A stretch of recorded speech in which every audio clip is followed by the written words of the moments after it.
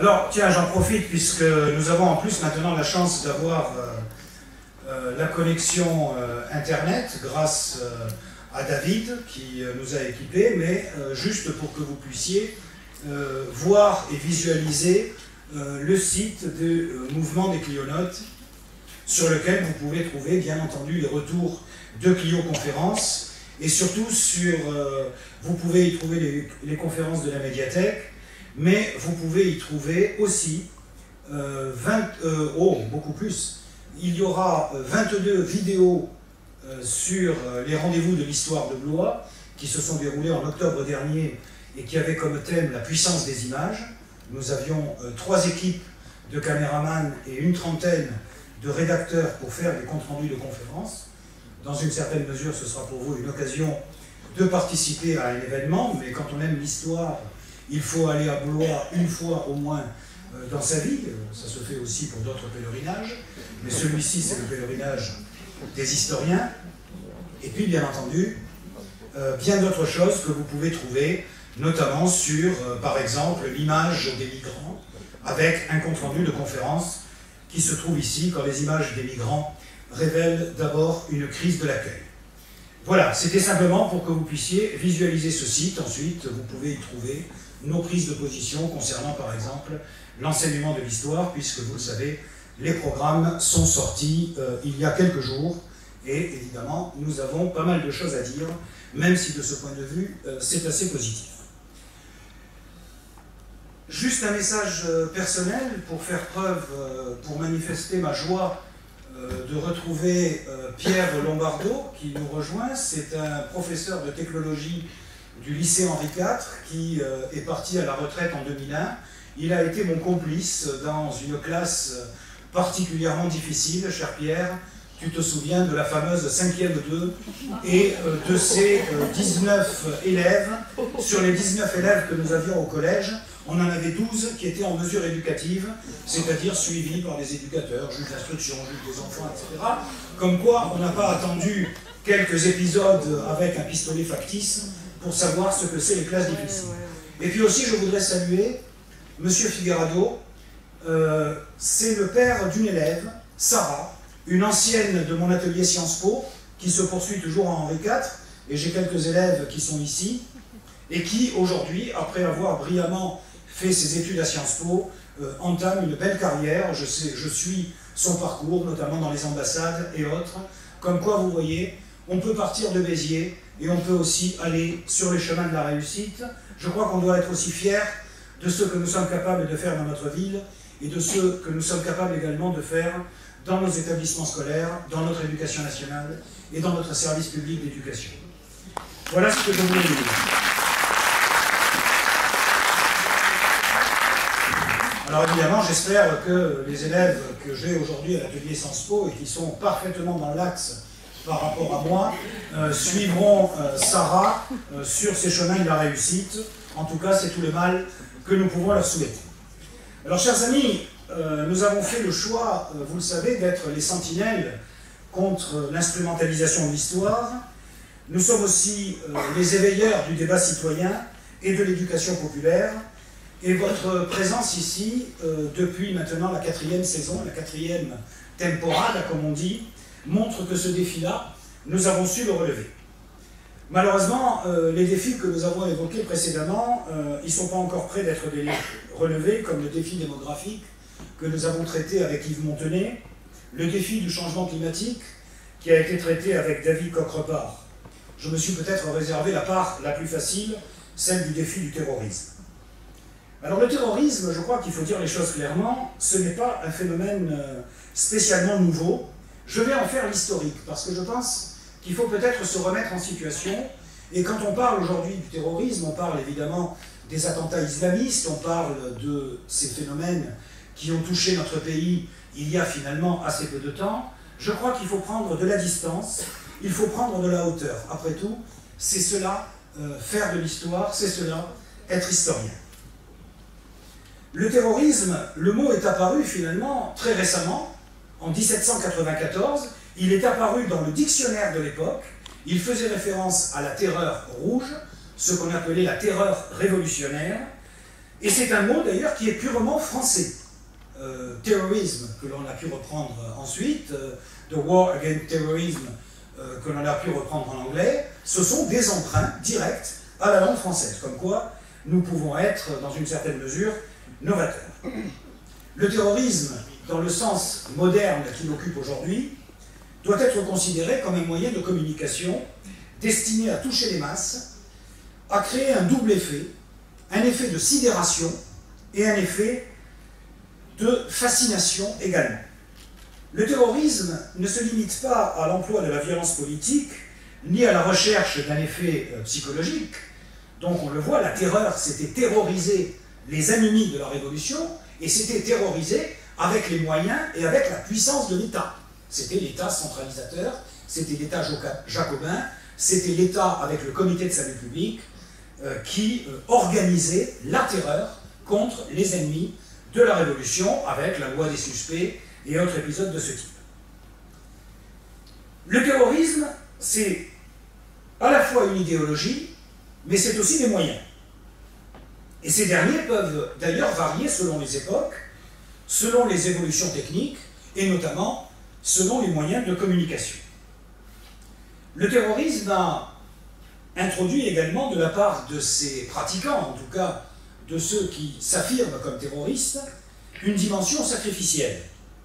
Le symbole en étant le kamikaze, mais le kamikaze avec sa ceinture d'explosifs, ce n'est jamais que le descendant lointain des kamikazes, en japonais les vents divins, les pilotes suicides japonais de la Seconde Guerre mondiale, qui introduisaient clairement dans leur pratique, celle qui consistait à s'écraser sur les navires de l'aéronavale américaine, ça relevait directement d'une action de guerre, mais qui était destinée, avec ce sacrifice, à inspirer la terreur.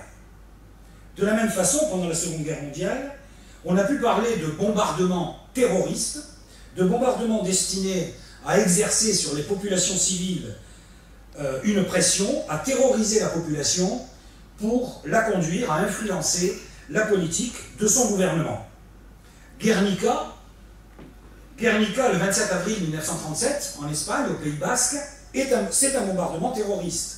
Au même titre que le Blitz, mené par la Luftwaffe allemande pendant la Seconde Guerre mondiale sur la ville de Londres, mais aussi le bombardement au phosphore sur la ville de Dresde, du 13 au 15 février 1945.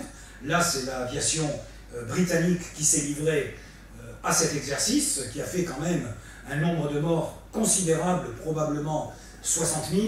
C'était directement destiné à inspirer la terreur et à conduire, à faciliter, à accélérer la capitulation de l'Allemagne. Alors je vais faire une rapide histoire du terrorisme. Tel qu'il a été conçu pendant la terreur, il s'inscrit dans une démarche, la terreur, je parle de 1793-1794, il s'inscrit dans une démarche qui est celle du pouvoir de l'État qui s'exerce contre son propre peuple, et il s'agit à la fois de massacrer, même si le terme de massacre au niveau quantitatif doit être nuancé, en tout cas pour la Révolution française et pour les guerres de Vendée, on en a parlé, et on sait bien qu'il ne s'agissait pas, vous avez pu peut-être assister à cette conférence que nous avons organisée il y a quelques mois, les guerres de Vendée ne relèvent pas du génocide, la question se pose pour les crimes de guerre par contre. L'idée de la terreur était de terroriser, bien entendu, mais aussi, dans une certaine mesure, de convaincre par la terreur. Un siècle plus tard, le terrorisme prend un tout autre sens, celui de l'action d'organisation clandestine qui lutte contre un État en organisant la terreur. La motivation est évidemment idéologique, les victimes sont frappées pour ce qu'elles représentent, et il s'agit clairement d'attaquer le sommet, ou en tout cas le représentant détesté, honni, de l'institution étatique ou éventuellement de l'appareil judiciaire. L'action terroriste se définit par ce que j'appelle les 3 S, c'est le secret, c'est la surprise et c'est le symbole. Vous voyez bien que les tours du 11 septembre réunissent évidemment facilement ces 3 S.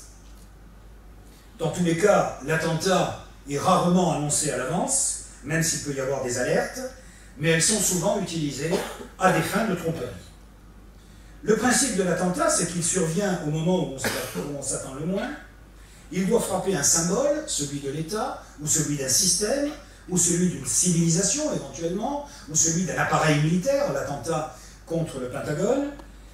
Les attentats aveugles, par contre, s'inscrivent dans une autre logique, l'attentat de Nice, ou certains attentats avec des bombes que l'on laisse finalement dans une poubelle quelque part, s'inscrivent dans une autre logique. Nous en reparlerons par ailleurs.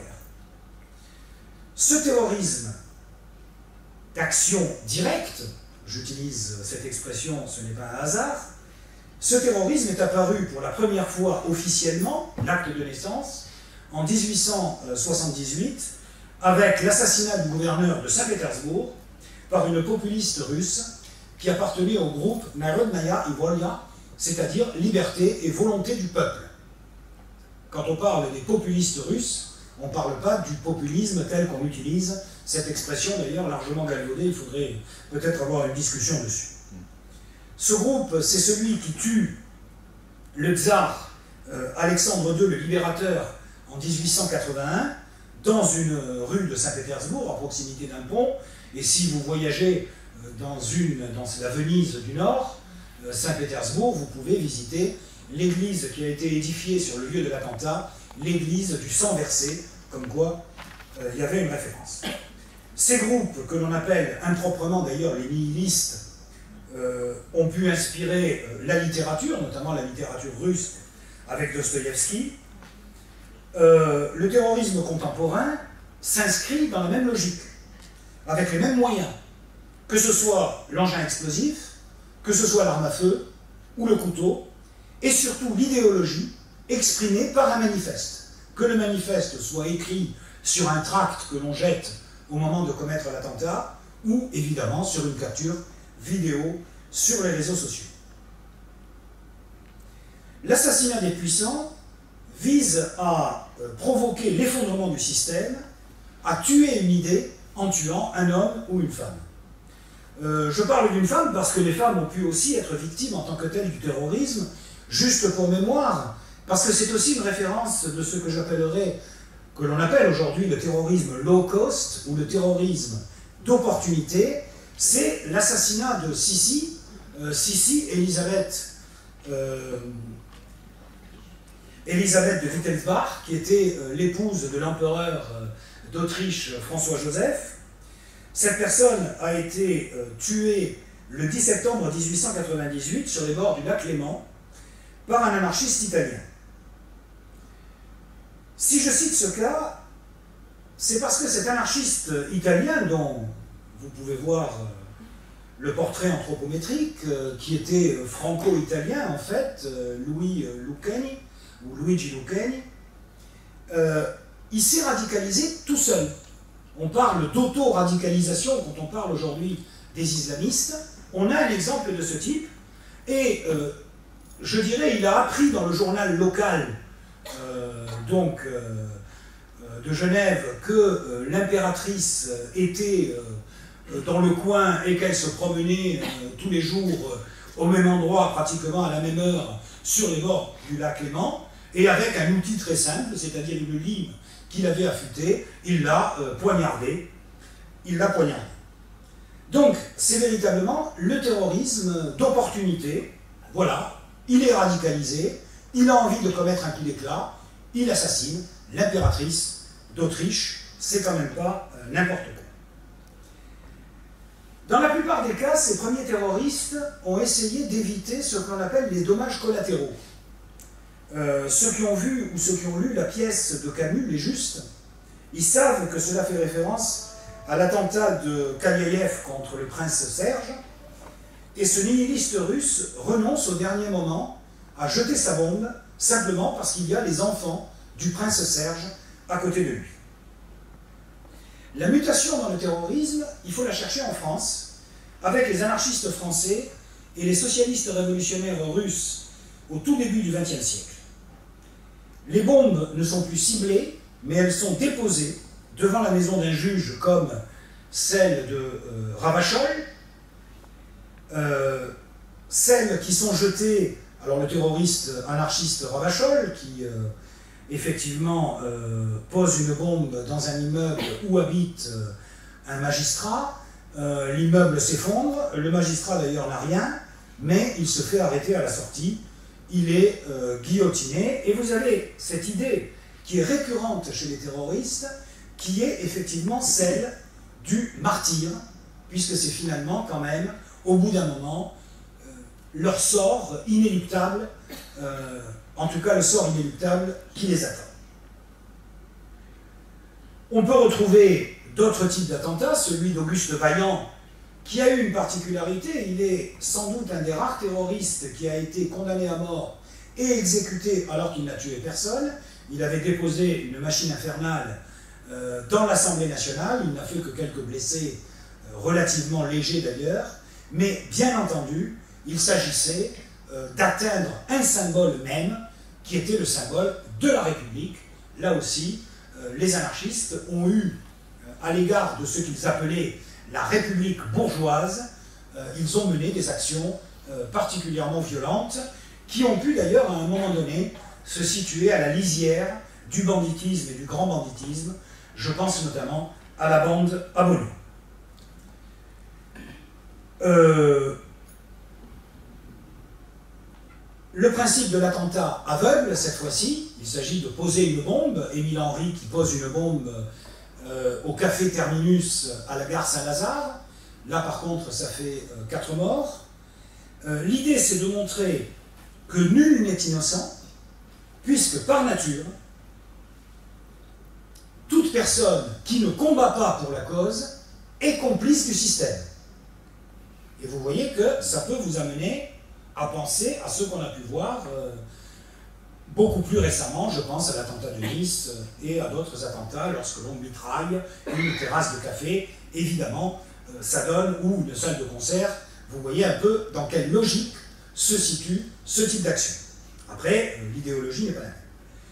Il faut également mentionner un terrorisme qui s'inscrit dans une démarche de libération nationale.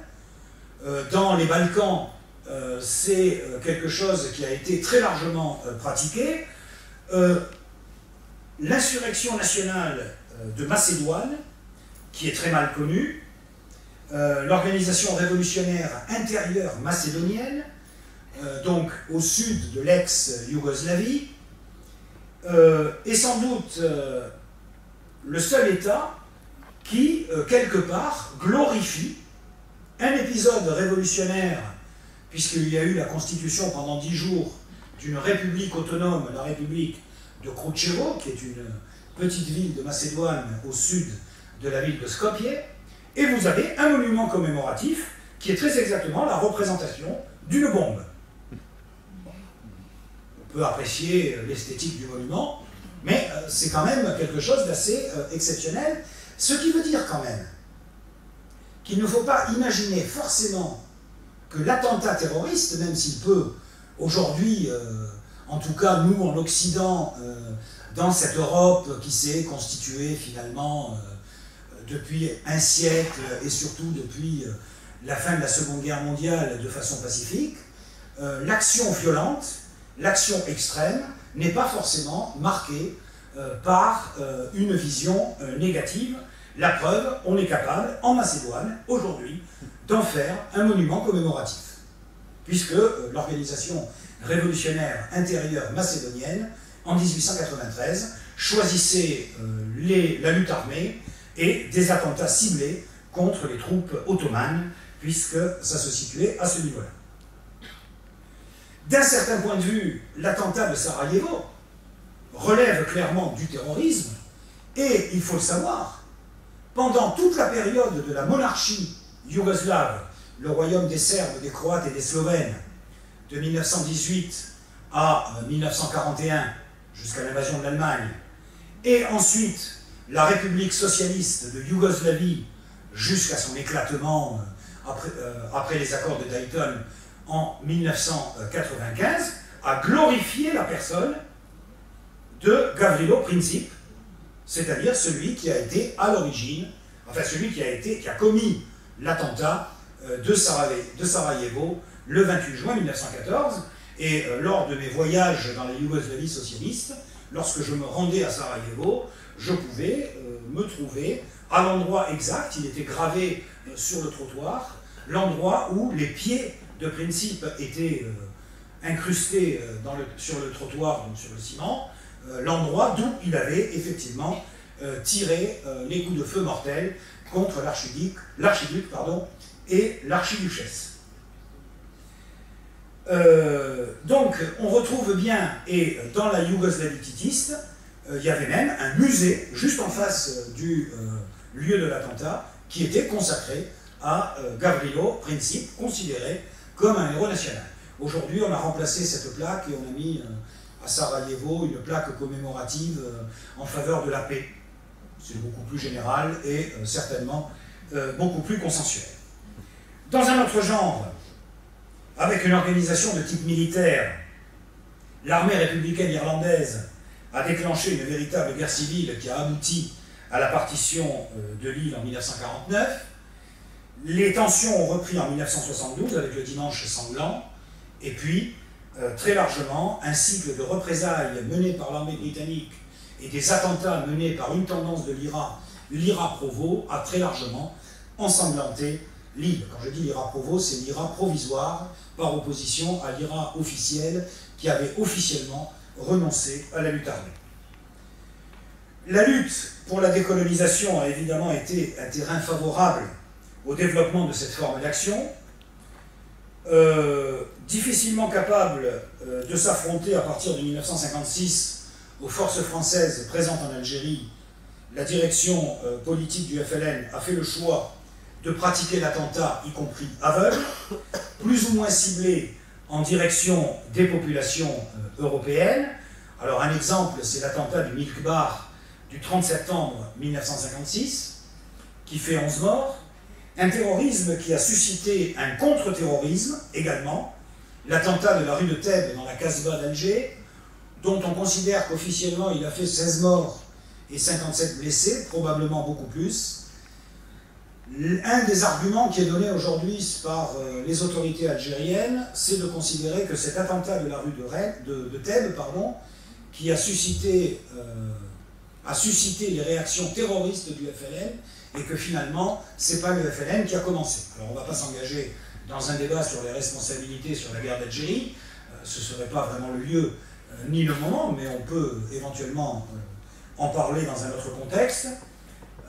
Mais en tout cas, ça montre bien que la pratique de l'attentat n'est pas simplement l'exclusivité d'un camp par rapport à un autre.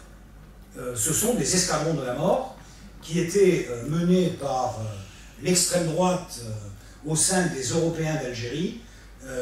Ce n'est pas encore l'OAS, elle n'existe pas encore, qui est à l'origine de ce type de contre-terrorisme, mais qui pratiquait très exactement les mêmes moyens.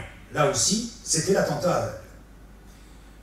Évidemment, après l'échec du putsch des généraux, en avril 1961, l'OAS qui s'est constituée à cette fin, l'organisation armée secrète, qui regroupait des militaires déserteurs, ou en tout cas qui avaient quitté l'armée française, voire qui y étaient encore, mais qui tenaient à conserver l'Algérie française, des personnalités engagées politiquement ont été à l'origine de ce type d'attentat, et notamment de l'attentat le plus meurtrier que la France ait connu, le 18 juin 1961, jusqu'aux attentats du 13 novembre, avec 21 morts, un peu plus en réalité, des blessés sont morts entre-temps, un attentat sur lequel il y a eu beaucoup d'incertitudes. Cet attentat n'a jamais été revendiqué par l'OAS. Par contre, et l'hypothèse d'ailleurs d'un attentat mené par l'OAS n'a jamais été officiellement rendue publique par les autorités françaises et par la police. Par contre, par recoupement, on sait que effectivement, c'est bien une voie ferrée qui avait été sabotée avec comme objectif de faire dérailler un train.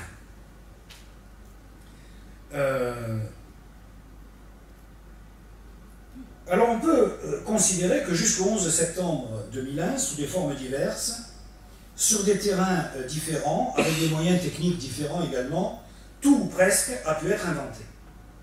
L'État, qu'il soit capitaliste, bourgeois, réactionnaire, autoritaire, ses représentants, civils ou militaires, ses juges, et l'ennemi principal.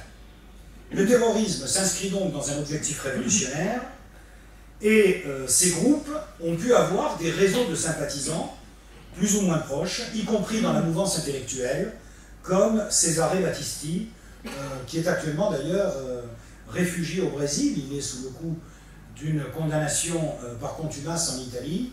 La question qui se pose sera de savoir si le nouveau président brésilien ne va pas extrader quelqu'un qui, clairement, a été, pendant sa jeunesse, un compagnon de route particulièrement proche des Brigades Rouges.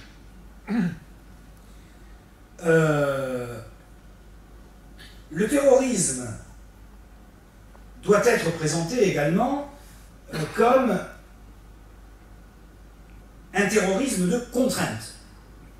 Un terrorisme de contrainte, et évidemment, je ne peux pas évacuer l'attentat du Drakkar à Beyrouth contre les parachutistes français du 1er régiment de chasseurs parachutistes de Pamiers, un attentat à l'explosif sur lequel d'ailleurs il demeure beaucoup d'incertitudes.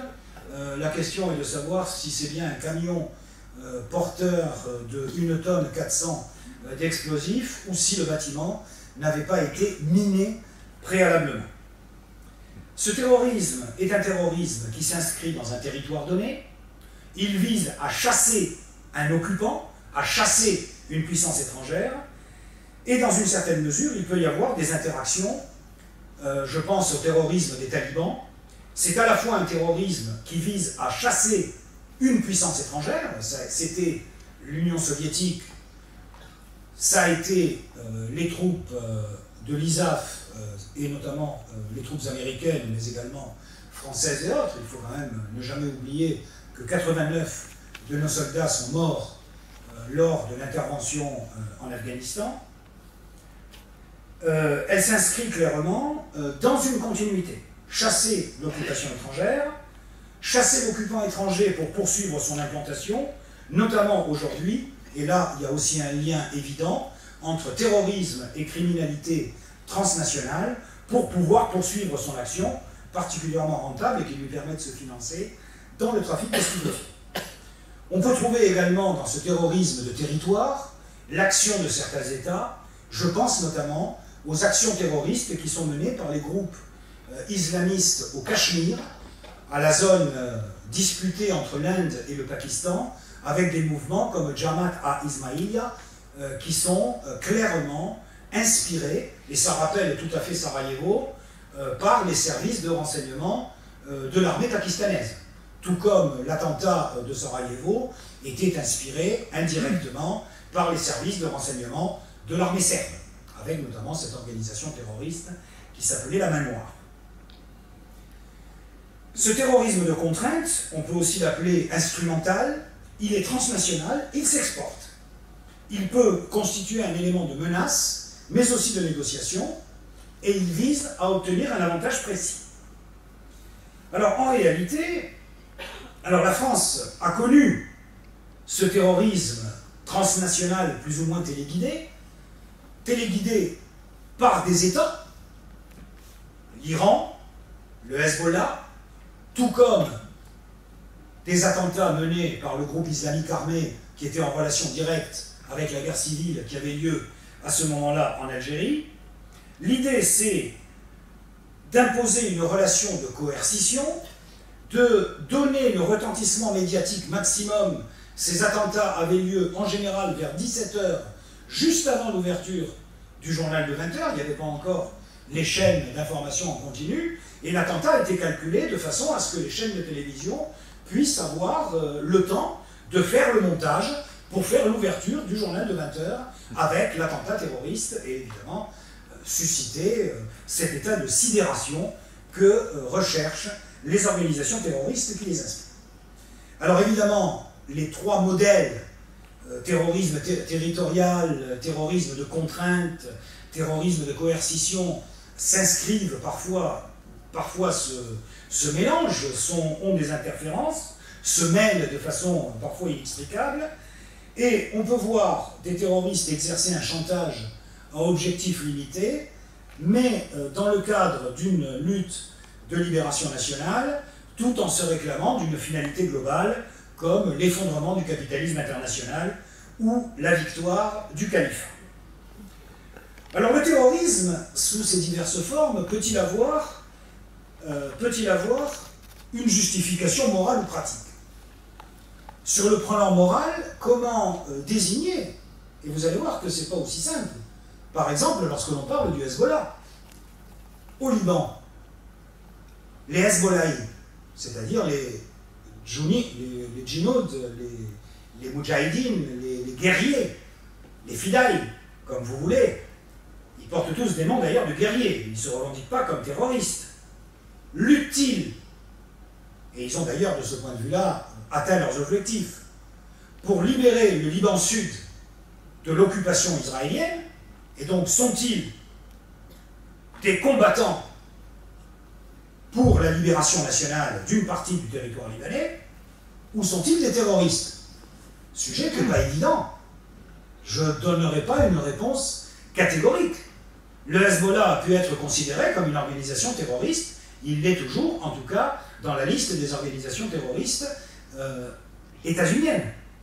Mais voilà, la question se pose. Ceci étant, le Hezbollah aujourd'hui dispose de moyens militaires plus importants que la petite armée libanaise.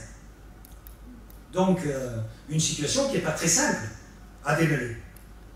Et pourtant, le Hezbollah, les fous de Dieu, le parti de Dieu officiellement, a bien une justification qui est celle de donner à la population chiite qu'il représente au Liban, et qui est probablement aujourd'hui majoritaire, même si le dernier recensement que l'on a pu faire au Liban date de 1943, on n'a pas fait de recensement depuis. Bah oui, sur la répartition de la population, c'est compliqué.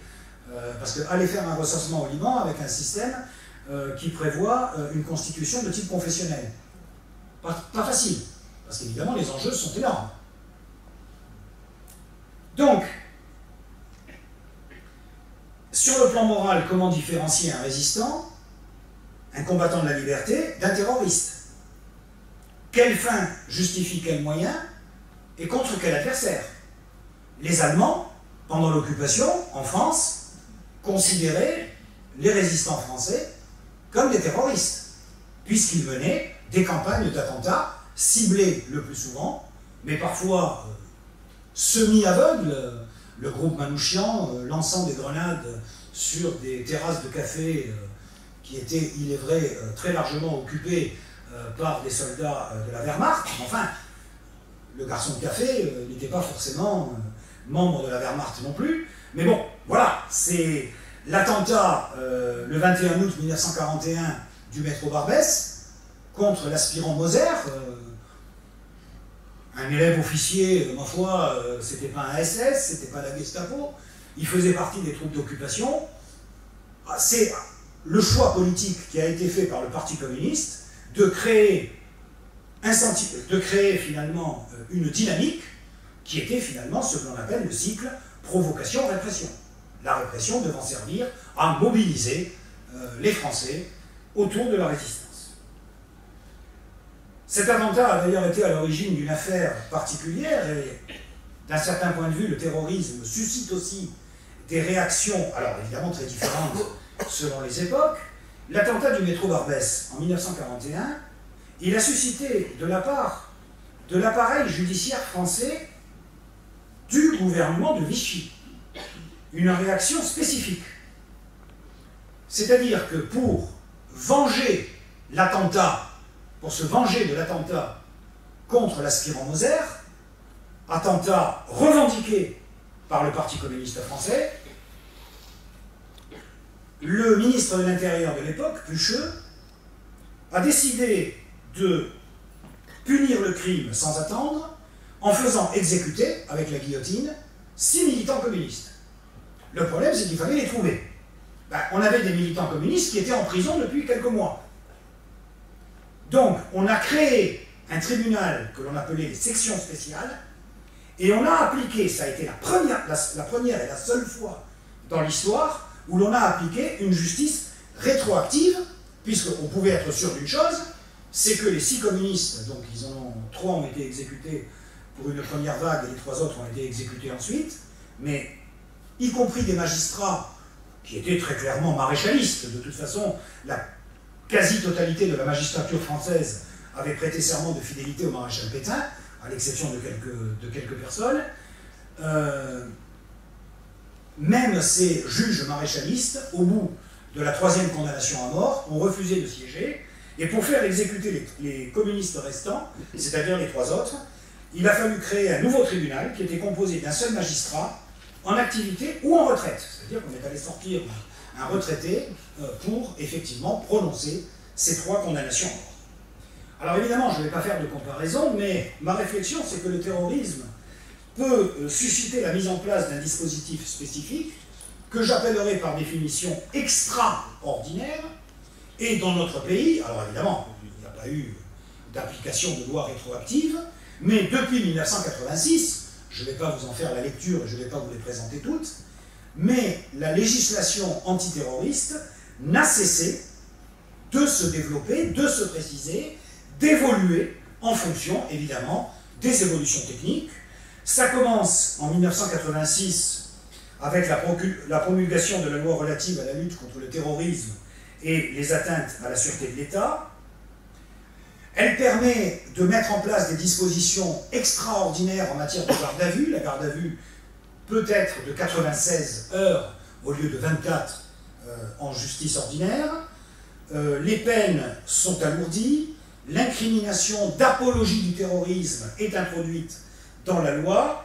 Et pour les crimes de terrorisme, des juridictions spéciales sont constituées avec des magistrats professionnels, exclusivement sans juré populaire.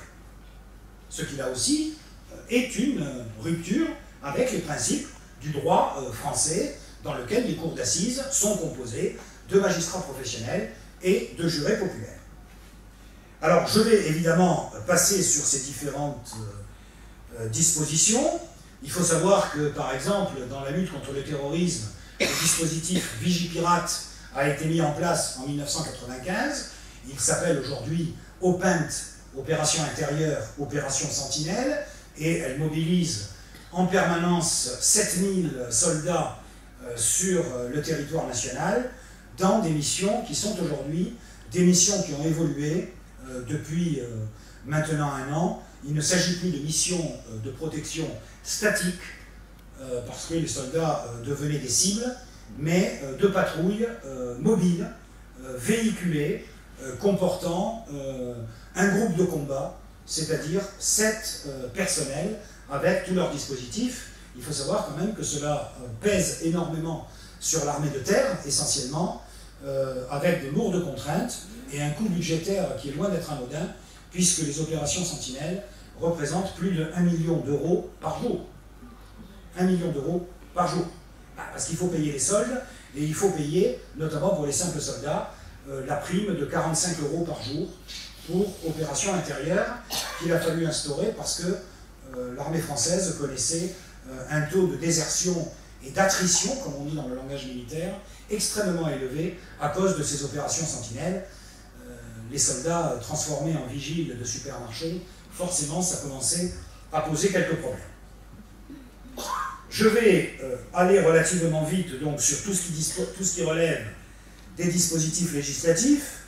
À partir de novembre 2015, donc après les attentats perpétrés à Paris et à Saint-Denis, de nouveaux dispositifs ont été mis en place. L'état d'urgence d'abord, qui a été mis en place.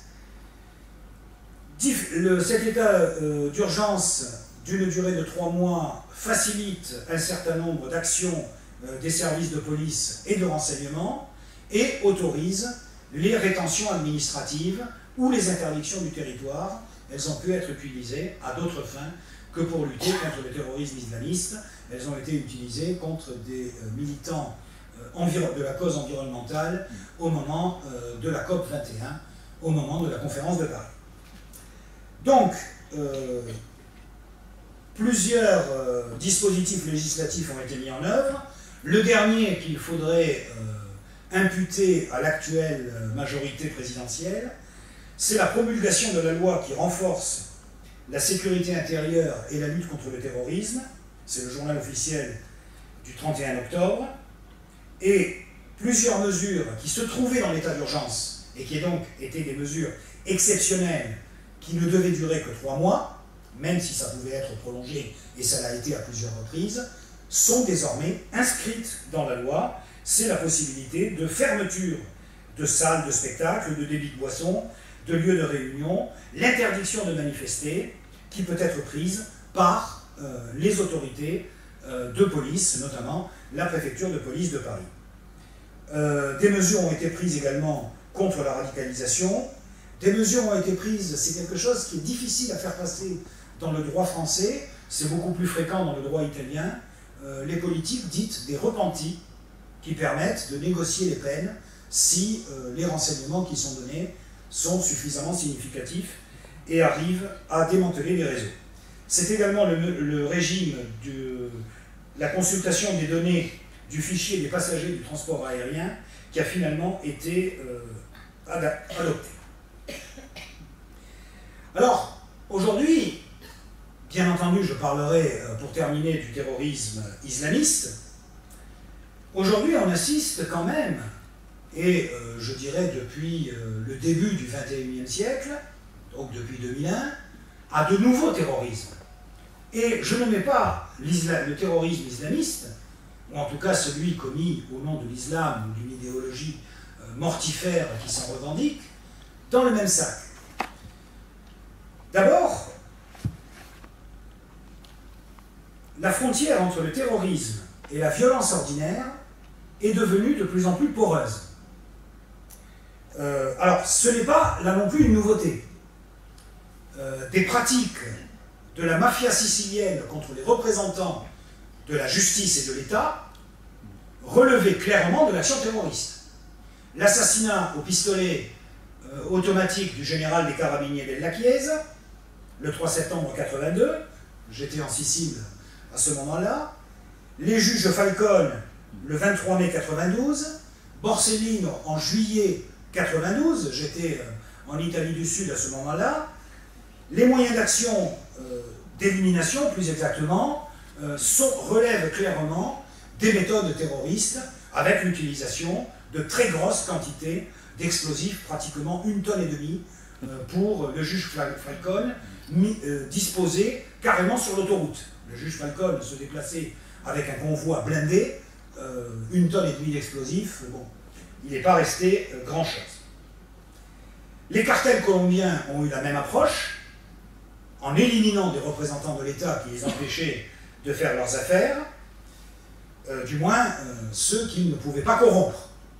Les cartels choisissent d'abord la corruption et ensuite, éventuellement, l'élimination définitive. Aujourd'hui, de nouveaux types d'organisations remettent en cause cette classification du terrorisme. On peut parler, il y a maintenant une nouvelle terminologie, le terrorisme millénariste, le gangstérorisme, l'écolo-terrorisme, le terrorisme eschatologique, voire New Age. Alors, premier élément, les motivations religieuses. Il s'agit, la séparation n'est pas très nette entre d'un côté une organisation comme le Hezbollah qui poursuit des objectifs qui sont clairement politiques et qui n'ont rien de délirant, quoi qu'on puisse penser des moyens utilisés, la création d'un État palestinien, un des objectifs, la libération du Liban Sud, l'élimination de l'État d'Israël, après tout, et puis le terrorisme mystique, quelque part, d'un Ben Laden, qui entend frapper tous les ennemis de Dieu, sans peut-être espérer une victoire à court terme. Le phénomène des sectes, qui ont pu se livrer au terrorisme, je pense à la secte Aoum, c'était un discours qui était à la fois religieux, avec le culte de Shiva, divinité de la destruction, des allusions à Armageddon, à la fin du monde, des allusions bibliques, et comme il était persuadé, le gourou de la secte de la fin du monde, il avait choisi d'accélérer les choses en provoquant le plus grand nombre possible de morts en utilisant un gaz de combat relativement facile à fabriquer, le gaz sarin. Cette obsession de l'apocalypse, on la retrouve dans les sectes états-uniennes, et parfois il peut hanter les groupes de l'ultra-droite américaine et les suprémacistes blancs. On l'a vu avec l'attentat contre la synagogue, on est clairement dans une démarche eschatologique. On peut trouver l'armée de résistance du Seigneur en Ouganda, qui entend installer un État basé sur les 10 commandements, avec de la sorcellerie et des choses de ce type. Bref, les organisations terroristes ne sont pas faciles à identifier et à classer. Encore une fois, le terrorisme est un moyen de communication et d'action. Même l'écologie, et on peut parler d'éco-terrorisme, cette mystique de l'environnement a parfois suscité des attentats particulièrement violents. Une association Earth First, la planète d'abord, a pu essayer de s'attaquer à des installations nucléaires, à des digues, à des activités polluantes.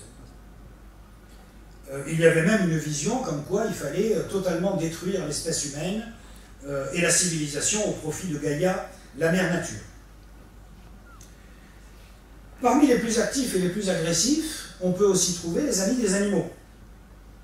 Le Front de libération animale en Angleterre, il a mené des actions violentes au départ contre la chasse à courre, mais ensuite il y a eu des bombes incendiaires contre les centres de recherche, des attaques informatiques en 1999 et des tentatives d'empoisonnement de produits alimentaires dans les grandes surfaces. On est à Béziers, les mouvements anti-corrida ont également essayé de faire exploser les citernes de propane des habitations des directeurs des arènes de Nîmes et de Béziers. Faire exploser une citerne de gaz propane, c'est ces citernes fixes qui sont installées par les distributeurs de gaz. Pour vous donner une idée de la charge explosive que ça peut représenter, on peut, avec une charge, quand on voit déjà ce qu'une bouteille de gaz de 13 kg avec une fuite accidentelle peut causer dans un immeuble, c'est-à-dire faire s'effondrer 2 ou 3 étages, imaginez ce que peut représenter la dilatation explosive. C'est d'ailleurs utilisé il y a des bombes spéciales utilisées par les militaires de ce type, ce que peut représenter une citerne de 1000 litres de gaz propane liquéfié ou de 1500 litres de gaz propane liquéfié. Je peux vous assurer qu'il ne resterait pas grand-chose de la médiathèque, après, de l'ensemble du bâtiment, après l'explosion de ce type. Ça s'est passé à Béziers, la tentative d'attentat à l'explosion, enfin, la tentative de faire exploser cette citerne de gaz s'est produite dans notre ville, enfin à proximité, du côté de Floridode, là où le directeur des arènes a sa ganaderie, son entreprise. Alors il va de soi que de tels terrorismes ne peuvent pas se comparer à celui qui ensanglante le Proche-Orient. Pourtant le phénomène est quand même révélateur. L'action violente se met au service de mysticisme, de millénarisme ou d'idéalisme dévoyé. La frontière entre le terrorisme et ce que j'appellerais la délinquance crapuleuse ne s'est pas non plus clarifiée. Les terroristes ont été de tout temps amenés à fréquenter la pègre, ne serait-ce que pour se procurer des caches et des armes, mais aussi, et ça a été un terroriste anarchiste russe, Netchaïev, qui est le théoricien du terrorisme russe, qui pratiquait les attentats, les hold-up, les attaques à main armée pour financer la cause. On pourrait évoquer la dérive mafieuse du terrorisme corse, l'extorsion, l'impôt révolutionnaire prélevé par les nationalistes basques de l'ETA.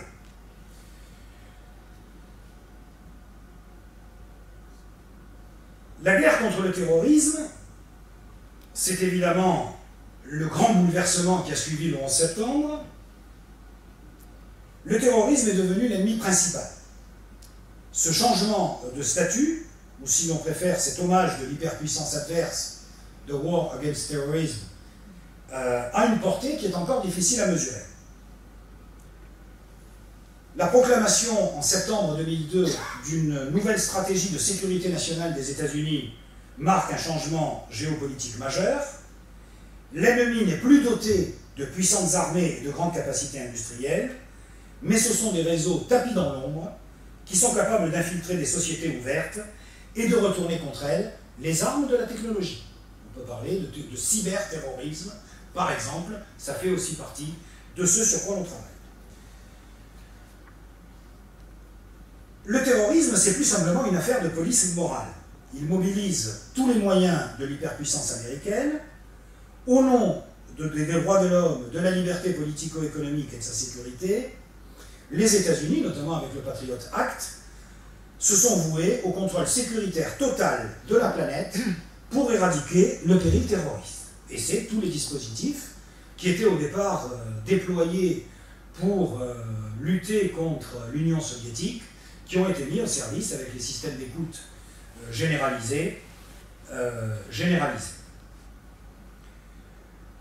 La notion de guerre et de terrorisme doit être repensée, notamment parce que ce terrorisme ne se donne pas pour but de détruire un État, de chasser un occupant ou de contraindre un adversaire, mais d'établir le règne de terre, le règne de Dieu sur terre, de témoigner avant la fin du monde ou de châtier l'impiété. Et l'histoire du terrorisme, qui est encore à écrire, devrait traiter ce phénomène comme un phénomène global. Il est d'abord un produit de l'idéologie. Le terroriste théorise. Il ne prétend combattre que des idées, même s'il tue des corps.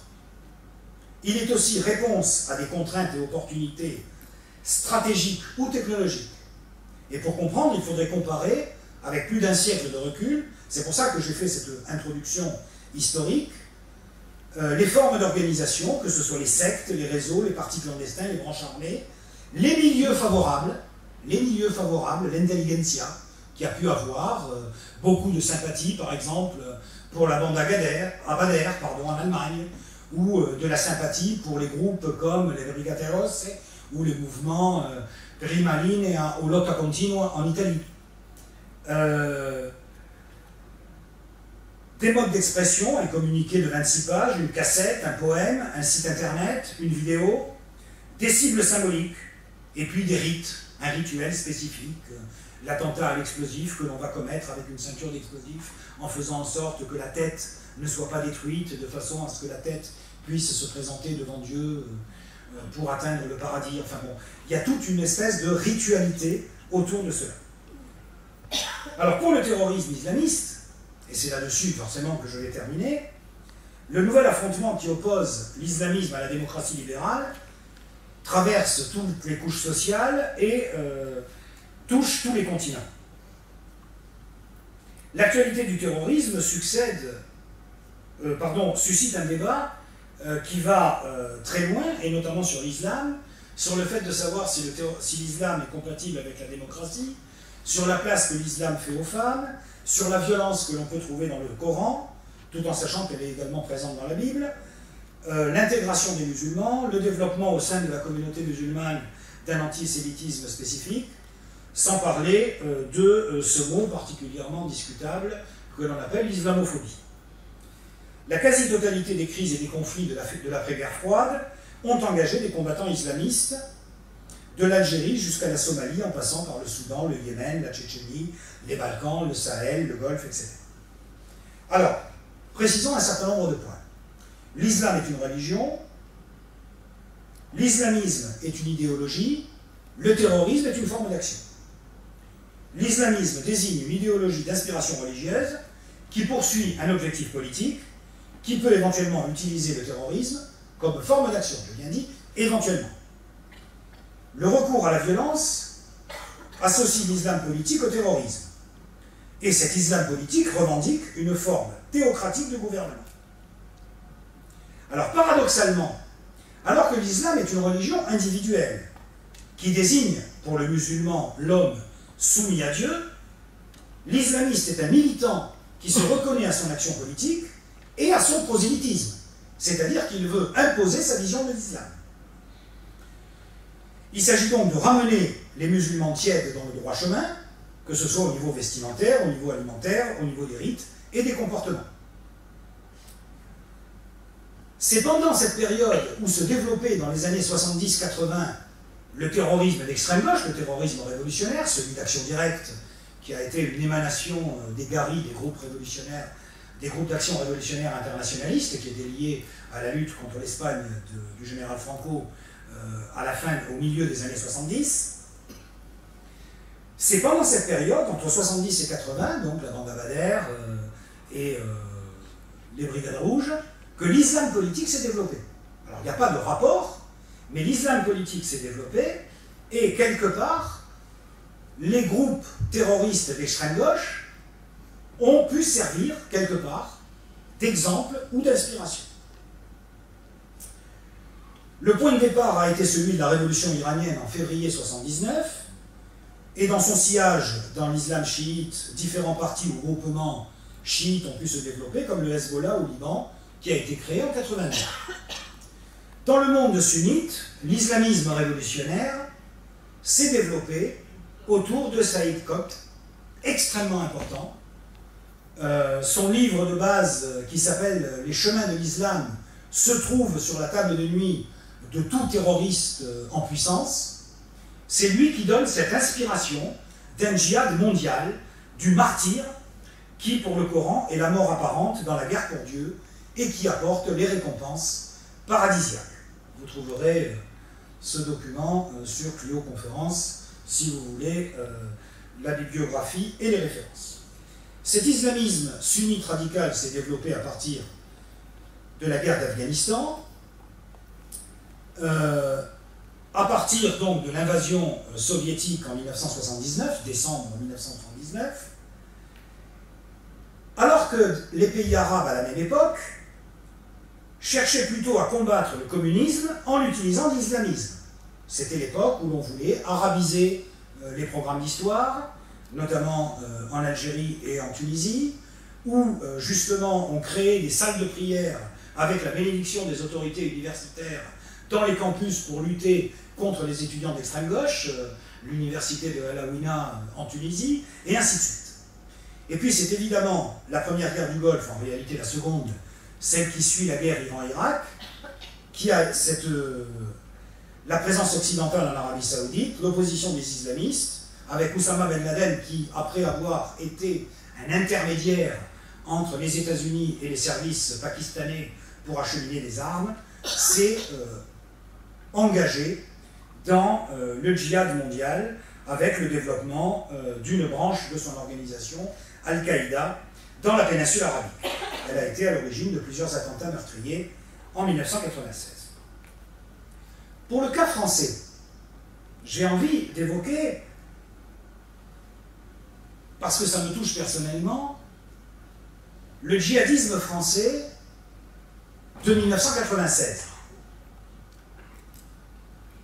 Ce jeune homme, Lionel Dumont, que vous avez en uniforme, soldat à Djibouti, était mon élève au lycée de Tourcoing en 1991. Il a fait partie de ce que l'on appelle, à partir de 1993, les islamo-braqueurs ou le gang de Roubaix.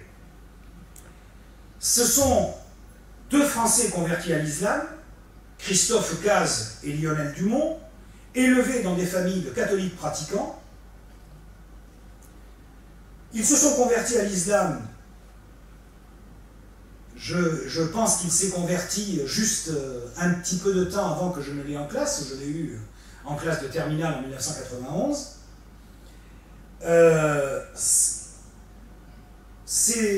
Lionel Dumont a commencé par faire des études d'histoire à la fac de Lille. Oui, je suis désolé, hein, voilà. Visiblement, voilà. Et puis ensuite, pour des raisons au départ humanitaires, il est allé en Bosnie. En fait, après ses études qu'il n'a pas poursuivies en histoire à la fac, il s'est engagé dans l'armée. Il est allé dans la corne de l'Afrique, notamment à Djibouti. C'est là qu'a été prise cette photo. Il est resté d'ailleurs caporal, donc il n'est pas allé très loin dans la hiérarchie militaire. Il était extrêmement introverti, hein, je l'ai bien connu forcément. Et il est parti pour la Bosnie au sein d'une unité combattante. Quand il est revenu en France en 1993, il est tombé sous l'emprise de son compère Christophe Caz, et il s'est engagé dans des braquages. Ils ont commis à peu près une dizaine de braquages dans la région, officiellement, pour financer la cause. Donc ils ont mené des attaques qui étaient... Alors ils ont commencé par des supérettes, la supérette de Vatrelos, pas loin de Roubaix. Ça s'est terminé par une attaque à la roquette contre un fourgon blindé quand même, sur le parking d'Auchan. D'Auchan, Lers, donc à côté de Lille.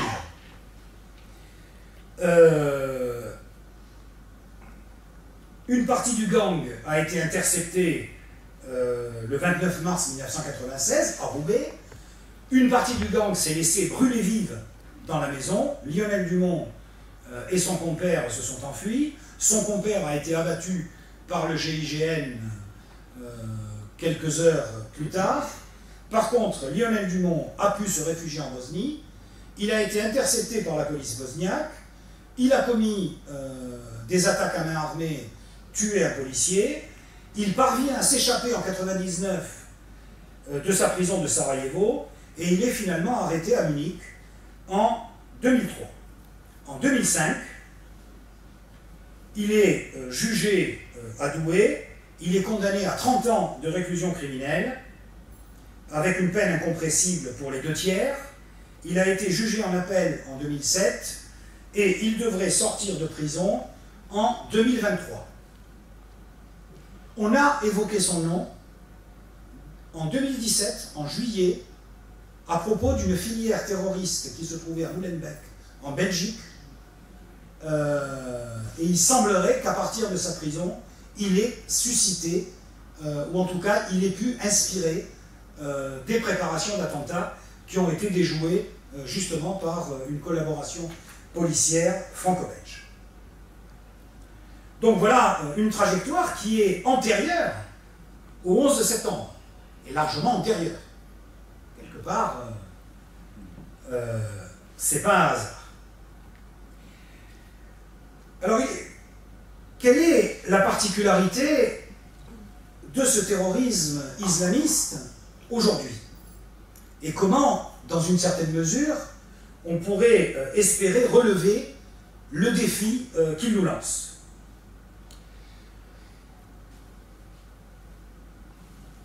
Essentiel dans la compréhension de ce phénomène,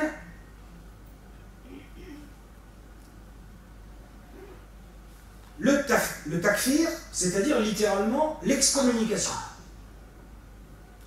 Le courant takfiriste, il est destiné à ramener les mauvais musulmans dans le droit chemin, et aujourd'hui, le terrorisme, c'est d'abord, à raison peut-être d'une centaine de victimes par semaine, une affaire de musulmans. Les attentats terroristes commis par les différents groupes sunnites rivaux en Irak ou en Syrie touchent d'abord des musulmans. Les attentats terroristes commis par les talibans en Afghanistan touchent d'abord des musulmans. Le tournant, c'est celui, les seuls courants finalement qui frappent directement l'Occident, c'est Al-Qaïda et Daesh. Les autres groupes terroristes, le Front al-Nosra, etc., règlent d'abord le problème des mauvais musulmans qu'il faut ramener dans le droit chemin, y compris par la terreur. Aujourd'hui, on peut considérer, et c'est ça la difficulté du défi que l'on rencontre,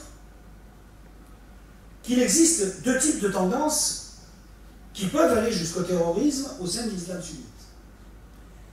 D'abord celle qui est héritée des frères musulmans, et Saïd Qutb a d'abord été le compagnon du fondateur de la confrérie des frères musulmans, Ali Hassan al-Banna, qui a fondé la confrérie des frères musulmans en Égypte en 1928. Il a été exécuté par Nasser en 1966.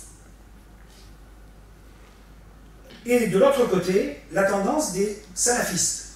Les salafistes s'inscrivent d'abord dans une volonté de retrait du monde impur, ce qui peut les rapprocher d'ailleurs d'une dérive sectaire, mais en même temps, ils peuvent servir de matrice au djihadisme, en imposant des règles de vie particulièrement strictes que l'on peut vouloir, à un moment donné, imposer.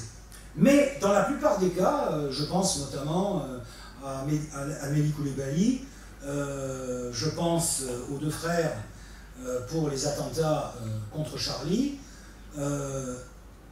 Il s'agissait plutôt d'une référence à des guides spirituels qui dépendaient plutôt d'Al-Qaïda sur la péninsule arabique plutôt qu'à Daesh. Le projet d'un État islamique a toujours été au cœur de ces revendications islamistes. Il se distingue par le refus de séparer le politique du religieux dans l'exercice du pouvoir. L'islam est une religion et une pratique politique en même temps. Et on retrouve cela aussi bien dans l'Iran chiite que dans l'Arabie saoudite ou dans le Qatar sunnite. Dans la conception chiite, l'État doit être guidé par un religieux, le guide suprême, Ali Khamenei jusqu'à présent.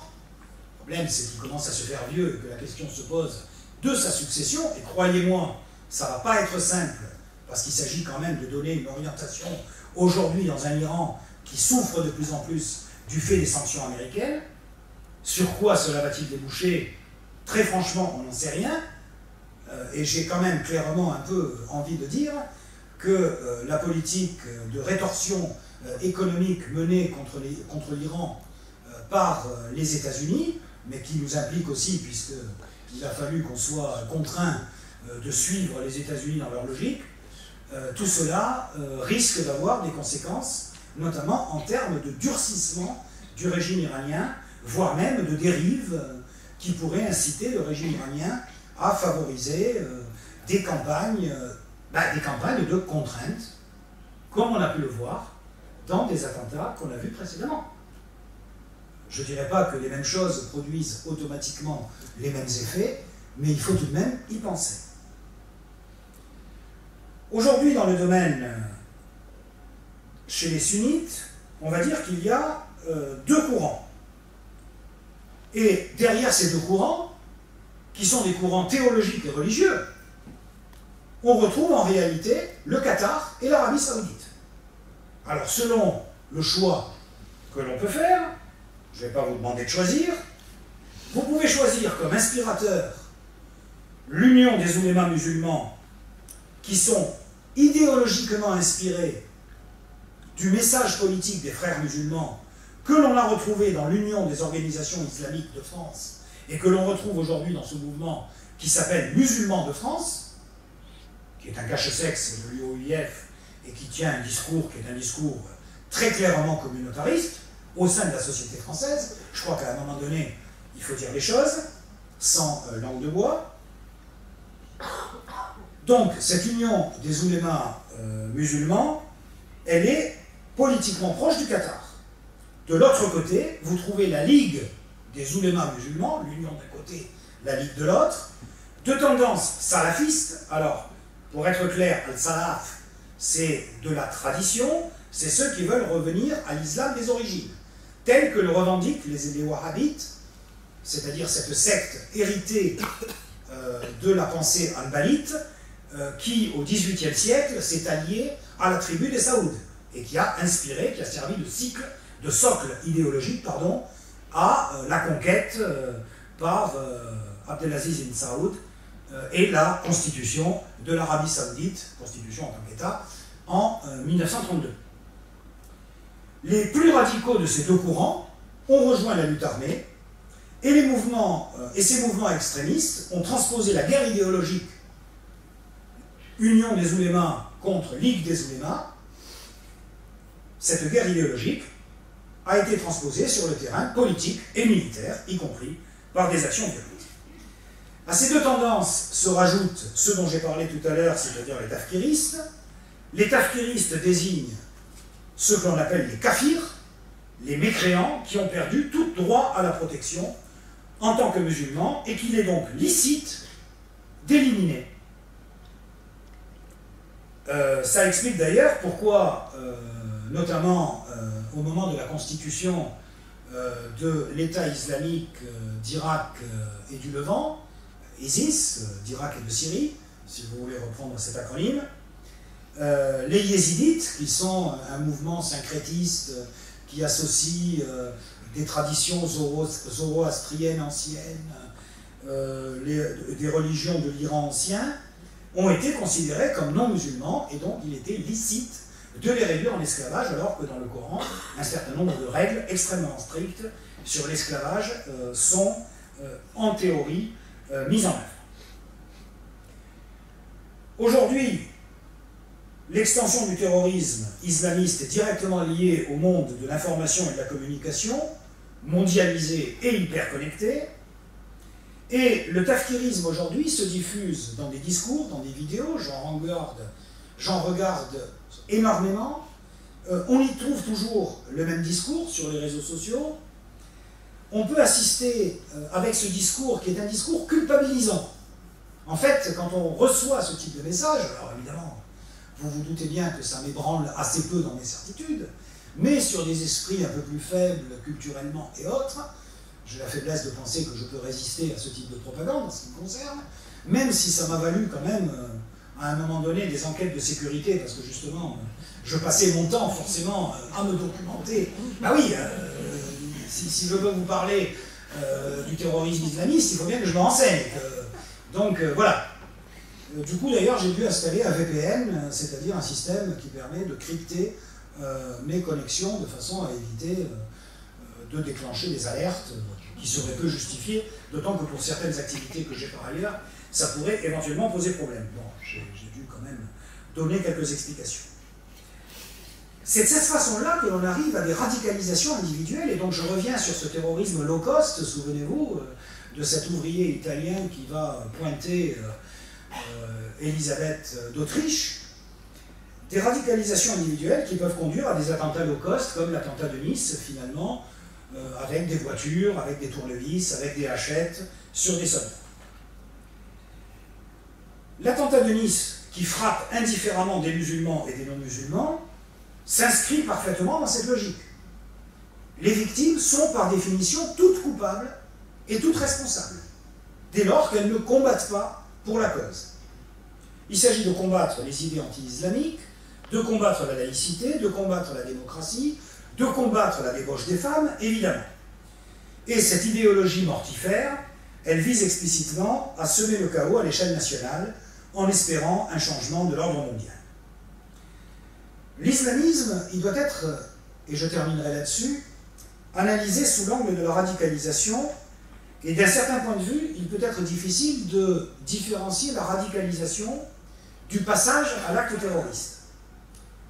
Toutefois, il existe une distinction qu'il faut faire entre la radicalisation comme processus et le terrorisme comme aboutissement de ce processus. Attention, ce que je viens de dire a des conséquences.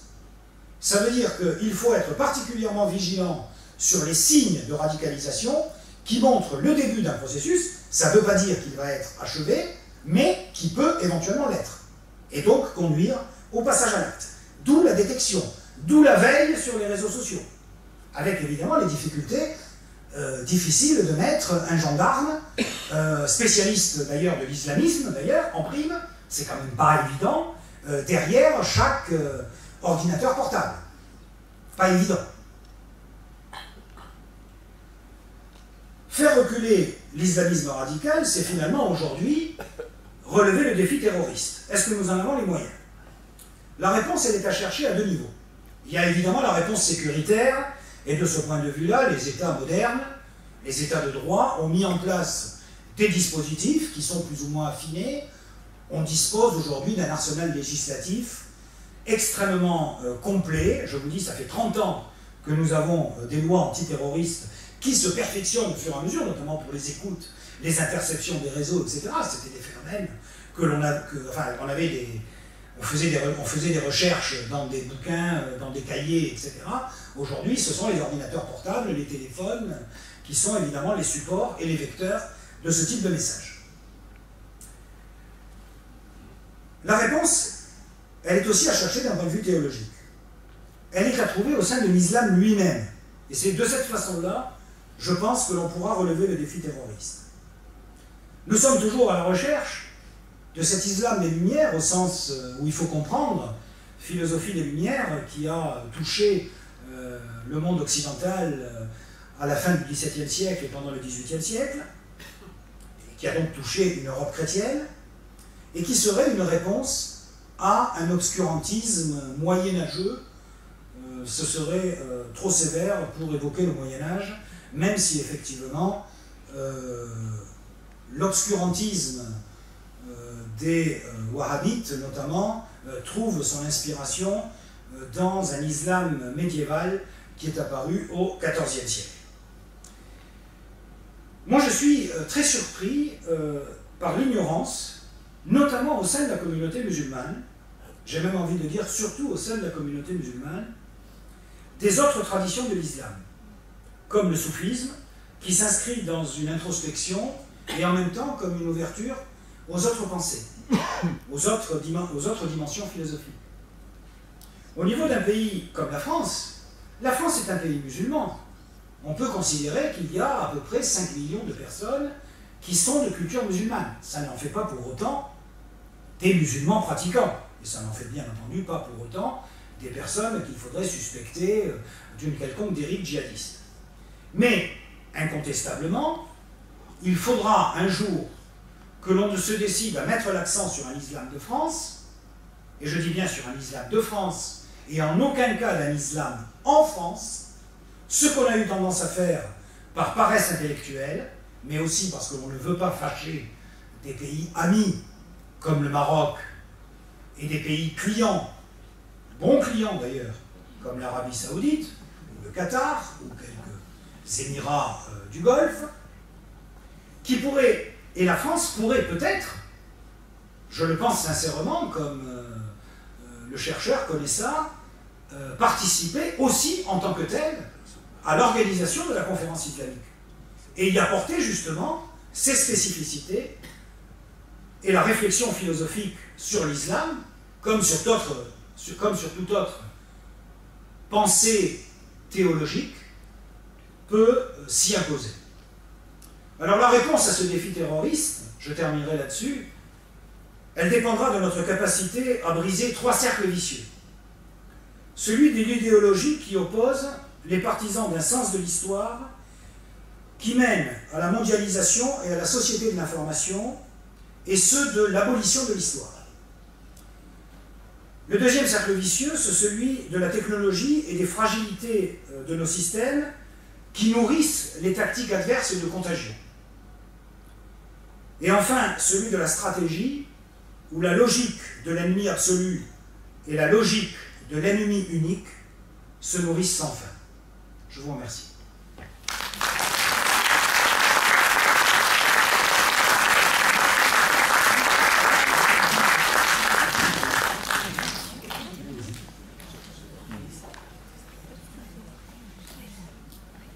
Alors, il nous reste un petit quart d'heure pour les questions, parce que notre président avait un sujet assez long et approfondi.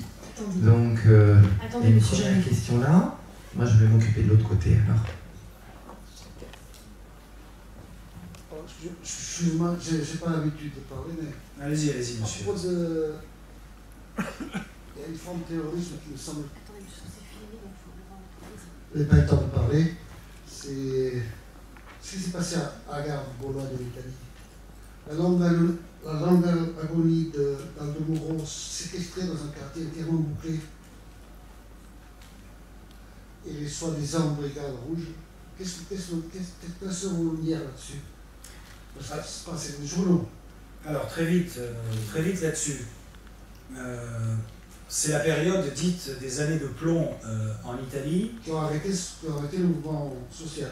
Alors, clairement, la question qui se posait, alors vous êtes, monsieur Figueiredo, je vous connais bien, je sais que vous êtes particulièrement féru de ces questions. La question qui se posait dans l'Italie du milieu des années 70 était celle de ce que l'on appelait le compromesso storico, c'est-à-dire le compromis historique qui permettait de reconstruire la vie politique italienne par un accord entre la Democrazia Cristiana, le parti des démocrates chrétiens dirigé par Aldo Moro, et le parti communiste italien particulièrement puissant qui représentait quand même à peu près 30% du corps électoral en Italie. Alors c'est vrai qu'il y a 2 facteurs qui sont intervenus simultanément. D'abord, un terrorisme que l'on appelait le terrorisme noir, qui a été à l'origine de l'attentat contre la gare de Bologne, qui a été un attentat particulièrement meurtrier. Et les responsabilités ont été attribuées à un groupe qu'on appelait Gladio, le Glaive, qui avait été constitué dans le cadre des actions de l'OTAN. C'était un groupe qui se préparait à la lutte armée en cas d'invasion de l'Europe occidentale par les forces du pacte de Varsovie. Et ces groupes, une fois qu'ils ont trouvé qu'ils n'avaient plus d'ennemis et que l'invasion de l'Europe par les forces du pacte de Varsovie n'était plus à l'ordre du jour, sont rentrés dans une dérive criminelle avec effectivement une volonté de casser le mouvement social, vous avez tout à fait raison, en Italie, et donc, quelque part, de susciter des formes d'action violente. Alors, les Brigades Rouges, dans ce contexte-là, avaient-elles été infiltrées par des groupes de ce type, ou des actions ont-elles été suscitées? Peut-être, on n'en sait rien en réalité, du moins, on n'a pas de preuves attestées, mais il est clair que la politique des Brigades Rouges a, dans une certaine mesure, eu des effets délétères sur l'évolution du mouvement social et a donc cassé ce processus de compromis historique. Ça a même, dans une certaine mesure, cassé la démocratie chrétienne peu de temps après, et ça a conduit l'Italie à une situation d'instabilité politique qui a permis d'ailleurs l'émergence d'un patron de télévision à un moment donné, et puis la situation actuelle de l'Italie qui est actuellement dans une espèce de dérive populiste avec cette union improbable entre le mouvement des 5 étoiles avec un humoriste et un mouvement très clairement marqué à droite, voire à l'extrême droite, et clairement anti-migrant. Donc oui, vous avez raison, il existe un terrorisme noir, mais je dirais, il disposait de moyens relativement importants, mais jusqu'à présent, en dehors de quelques cas particuliers, et vous avez raison de citer celui de la gare de Bologne, n'a pas été un phénomène de masse, en tout cas, mais c'est vrai que des groupes comme Action Directe, que j'ai bien connus, indirectement, et même pour l'un d'entre eux, directement, j'ai croisé dans ma jeunesse l'un des leaders d'Action Directe, c'est-à-dire Jean-Marc Rouillant. J'étais tout jeune, j'avais 16 ans. Voilà, il y a eu ce type de choses avec des gens qui développent une espèce d'idéologie quelque part à la fois de type sectaire et en même temps l'idée qu'ils ont des comptes à régler avec la société. Alors, peuvent-ils être manipulés? Je pense que ça l'est. C'est possible. Il faut couper une tête ou deux de n'importe quel groupe, et après ça peut servir à n'importe quel. Vous avez raison, on certainement. coupe deux ou trois têtes, c'est bon. Après, on s'en sert de cette structure. Allez-y, merci. Est-ce que Marc, tu as une question de son côté, non? Non, pour l'instant. D'accord. Alors, je vais continuer. Allez-y, je vous en prie. Michel Blanc, merci de votre conférence qui était très dense, très complète, et j'ai appris beaucoup de choses parce que je ne suis pas vraiment un spécialiste. Merci. Et je voudrais vous parler sur le terrorisme islamique, la théorie du grand remplacement de Charles Renaud Camus. Maurras. Ah, non, c'est pas Charles Maurras, c'est Renaud Camus. Renaud Camus. Charles Maurras est mort, Renaud Camus est encore vivant. C'est lui qui est. D'accord. Les conséquences qu'il y a eu sur le terrorisme islamique, sur la domination de l'Europe du Sud. Alors, je ne sais pas quoi vous répondre à propos de la théorie du grand remplacement. Du point de vue... j'ai l'impression que ça représente ce que j'appellerais une dérive fantasmatique. Alors, c'est vrai que Renaud Camus a été invité à Béziers lors d'un rassemblement organisé par des édiles locaux. J'en dirai pas plus. Pas non plus. Mais je crois que la théorie du grand remplacement ne repose sur rien du tout. On parle en France d'un pays de 66 millions d'habitants. Ce que l'on sait, et Yves Montenet, en parlant du défi démographique, l'a clairement montré, c'est qu'à partir du moment où il y a une insertion d'une population, quelle qu'elle soit, dans une société donnée, cette population, qui est forcément minoritaire quand elle arrive, elle a tendance à reproduire au bout d'un certain temps, les comportements démographiques de la population d'accueil. Et on le voit aujourd'hui, pour les femmes issues de l'immigration maghrébine, et donc a priori de culture musulmane, je ne fais pas le synonyme entre musulmans et maghrébins, rassurez-vous, on montre bien que leur indice synthétique de fécondité, pour utiliser le mot savant, rejoint très rapidement, au bout au maximum 2 générations, celui des populations d'accueil. Et on se retrouve aujourd'hui avec une moyenne de 2 enfants par femme. Et légèrement en dessous d'ailleurs depuis quelques années, ce qui ne va pas s'en préoccuper, Yves Monténé, mais ça, on en parle souvent avec lui. Donc non, je pense que la théorie du grand remplacement, en dehors d'agiter les fantasmes d'une certaine extrême droite, je dirais, ne repose sur pas grand-chose. Alors bon, l'islam, le musulman, a remplacé dans l'imaginaire de cette extrême droite le juif apatride envahisseur des années 30. Je crois qu'il faut être clair. Merci bien. Alors, il reste peut-être pour une question, s'il y en a une, oui.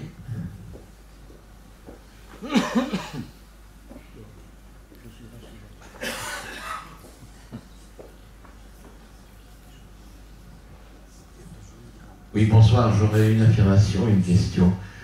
Vous avez dit que le Hezbollah poursuivait l'objectif de libérer le Liban Sud.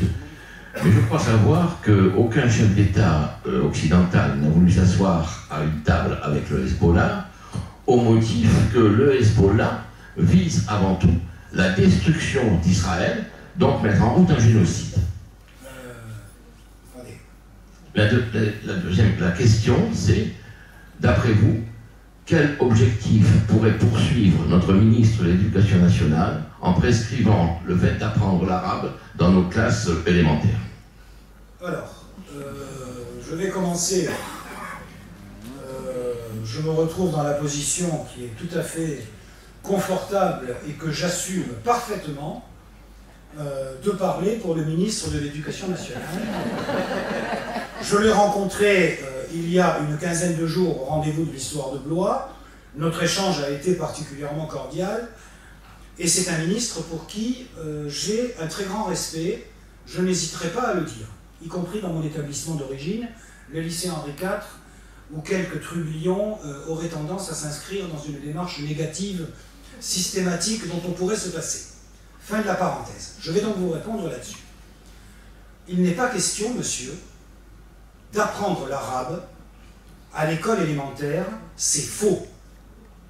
Il existe des cours d'arabe qui peuvent être organisés ponctuellement, mais en aucun cas, on a fait ce reproche à Najat Vallaud-Belkacem, elle a dû le démentir, là aussi, j'en ai parlé avec elle à l'époque où elle était ministre, et là aussi, Jean-Michel Blanquer a été extrêmement clair.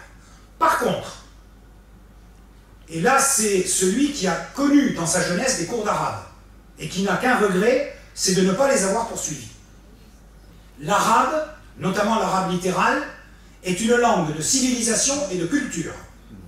Et effectivement, je pense qu'offrir, dans le cadre de l'éducation nationale, au niveau du lycée, et je dis bien au niveau du lycée, des cours d'arabe, c'est donner à nos élèves des chances de réussite. Mais bien entendu, il n'est pas question de faire des cours d'arabe communautaires dans lesquels on retrouverait tous les élèves qui s'appellent Rachid et Mohamed dans la même classe. Il faut au contraire que Mathieu, Charles-Henri, Charles-Édouard, Mohamed et Rachid se trouvent dans la même classe pour apprendre l'arabe. Pourquoi? Parce que l'arabe, c'est un marché, le monde arabe, c'est un marché de 300 millions de consommateurs.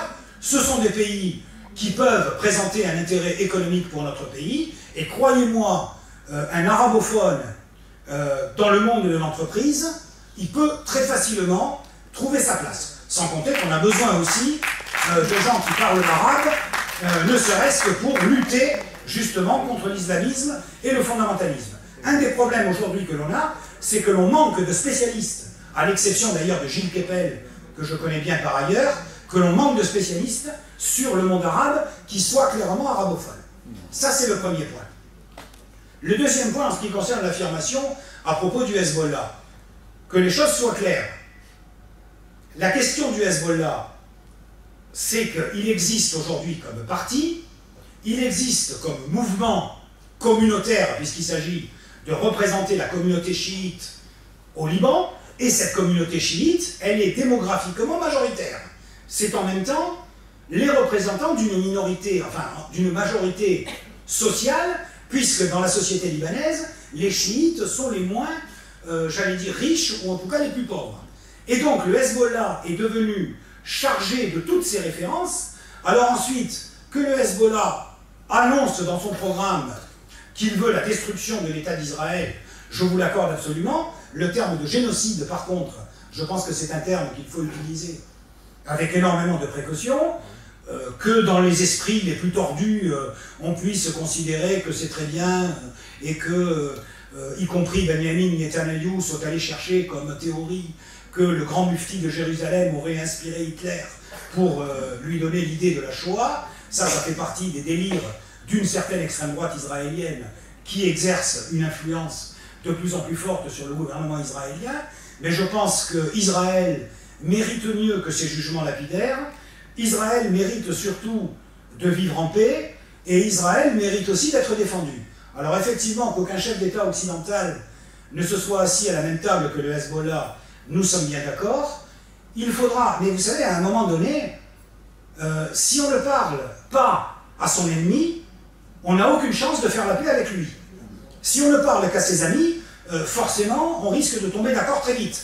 Mais je ne suis pas sûr que les choses puissent avancer.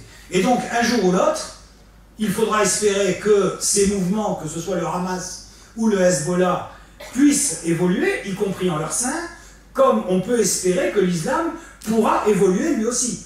Mais là aussi, c'est une affaire qui concerne le monde musulman et les intellectuels musulmans. Je parlais tout à l'heure de l'islam des Lumières.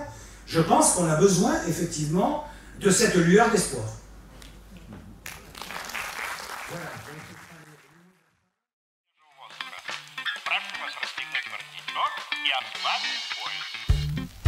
Ноги